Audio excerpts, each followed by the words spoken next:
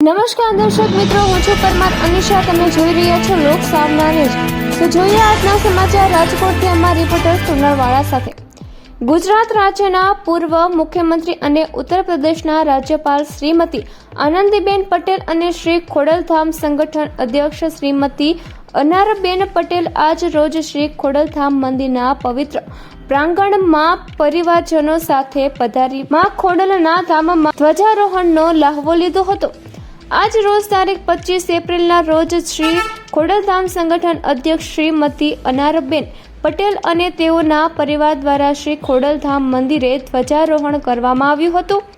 શાસ્ત્રોક્ત વિધિથી ધ્વજાજીનું પૂજન કરીને વાજતે ગાજતે સામૈયા કરવામાં આવ્યા હતા અને ત્યારબાદ શ્રી ખોડલધામ મંદિરના શિખર પર 52 ગજની ધજાનું આરોહણ કરવામાં આવ્યું હતું. આ ધ્વજારોહણ પ્રસંગે ગુજરાતના પૂર્વ મુખ્યમંત્રી અને ઉત્તર પ્રદેશના રાજ્યપાલ માનનીય શ્રીમતી આનંદીબેન પટેલ પણ ઉપસ્થિત રહીને માં ખોડલના દર્શન કરી શિખર પર ધ્વજારોહણ કર્યું હતું.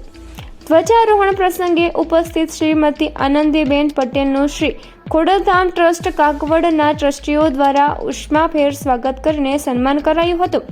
તો ફરી મળીશું એક નવા સમાચાર સાથે. ત્યાં સુધી જોતા રહો લોક સામના ન્યૂઝ.